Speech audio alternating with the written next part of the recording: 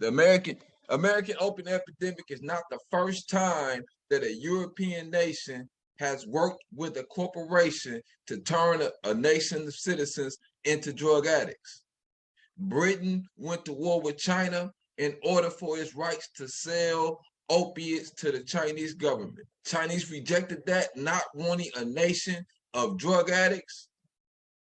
These Europeans, with their wicked ways, felt it within their right to commit mass murder and slaughter and to have a drug war. Everything they call you, they are. Everything they try to use to belittle you or degrade you or say you are less than human, they are. They are the drug dealers. They are the drug manufacturers. They are the murderers. All you have to do is pick up a book, Google, and it's clear to see these people have a violent history. They have a history of disregard for human life or society as a collective. They prefer greed over everything. Even their own people are disposable.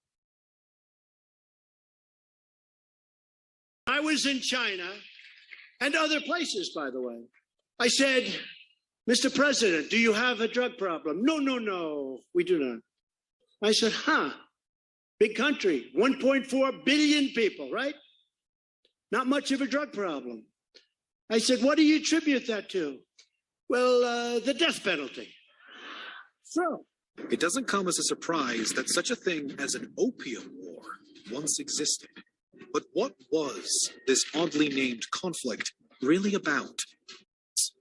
There was extremely high demand for Chinese goods over in Britain, and the trade of silk, porcelain, and tea was still flourishing. This in itself slowly became an inconvenience for the East India Company, however, given the fact that the Chinese merchants would accept only one thing in exchange for their products: silver. As a consequence, silver was leaving Britain at a rapid rate, and while they satisfied the demand for Chinese goods simultaneously, the inability to keep silver in their pockets began to bother the Brits. The solution, if you ask the East India Company, it would be opium. The opium trade was soon dominated by British merchants. By 1781, opium exports to China via the Brits slowly began to become a regular occurrence. Since this trade would be the British key to solving the waning silver predicament, the British East India Company quickly established tight control over the industry and ensured that opium would be traded for the necessary silver and that related payments would end up in British pockets. This plan worked for the East India Company and Great Britain, and for a while, it also worked for the Chinese. By giving more silver to the Brits, this allowed more Chinese goods to be sold to Britain in return, and the profitable cycle could continue. That was, however, only until the opium itself became a problem for the Qing authorities. Opium, being an often addictive drug, was creating a subsequent society of addicts, which began to destabilize the Chinese society. By 1799, the government had both banned the drug and put an end to the trade of it. The British merchants, however, were not willing to give up the solution that they had so happily found to the silver debacle. Unbothered by the bans, they continued to smuggle opium into China under the noses of the officials to then sell it to Chinese opium dealers. The trade thus continued and even flourished, especially as more European and American merchants decided to join the industry. Eventually, the Qing authorities began to seriously crack down on both the opium trade and British trade and monopoly as a whole. This angered the British merchants and sparked a new wave of tensions between Britain and China. The discord continued to escalate as both sides wanted to hold their ground, and the final straw soon came in the mid-19th century when the Chinese officials began to seize British opium for destruction. A few skirmishes broke out in response until finally the decision was made to go to war. The mindset of the British was simple. This was not a normal war. It was a punitive expedition, and the Chinese would face consequences for their attack on British trade. In the early summer of 1840, the first wave of British forces returned to China and demanded that the Qing authorities pay compensation for all the destroyed goods they had seized and additional damage done by the interference with British trade. Predictably, the Qing officials refused to do so. I just really want you to look at the audacity of Europeans to demand compensation for seized illegal drugs. Imagine a Colombian cartel coming to America and saying, we demand compensation for the drugs that you have confiscated.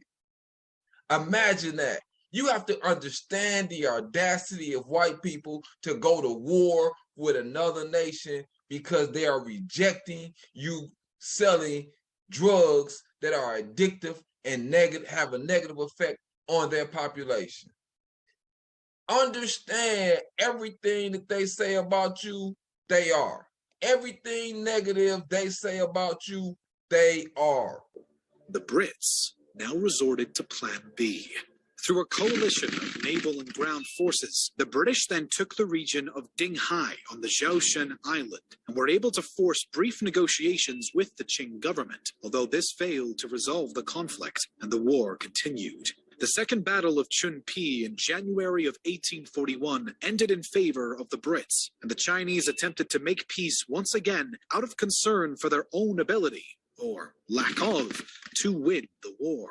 The Convention of Chunpo was written up in hopes of doing just that, but both governments simultaneously refused to sign the document, and henceforth continued the war. The British swiftly seized more Qing territory with the Battle of the Bogue and the Battle of First Bar that February, riding on their increasing wave of momentum for the months to come. The Qing administration still fought back as mightily as they could, but so far, it seems that nothing could stop the British war machine. And by May 30th, all of Canton consequently fell under British authority. The following day, a treaty was signed between the local leadership and the Brits, which prompted the latter to withdraw further back to the Bogue forts. The war dragged on for months more, with the second capture of Chusan and the seizure of a Ningbo fort a few days later, followed shortly by the occupation of the entire city. A short break in the war came now with the winter of 1841,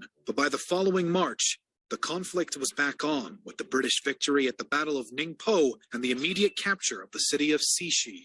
More and more battles broke out, and the British troops again and again came out triumphant, though still, the Qing authorities were not ready to give in. Thanks to the stubborn strength of the Chinese, the war raged on until August of 1842, when the Qing government at last decided to negotiate peace with the British once more. Weeks of diplomatic talks were required for the two sides to finally come to any kind of satisfactory agreement. But eventually, on August 29, 1842, the Treaty of Nanking was signed on the HMS Cornwallis and officially ended the First Opium War. The terms of the treaty greatly changed the former Canton system for foreign trade in China in favor of the British merchants, which helped resolve the initial tensions that had built up to the point of the war.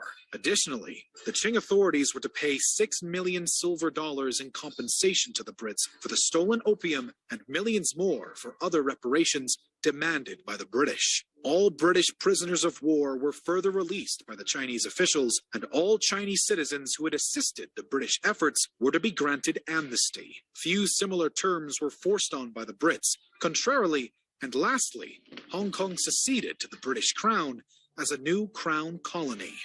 And another year later, comparable treaties would be signed between the Qing and the United States and the Qing and France. Although it would take less than 2 decades for the Second Opium War to break out nonetheless, the end of the First Opium War closed the door on a strange few years in history and put an end to the trade conflict between the British and Chinese, even if only temporarily.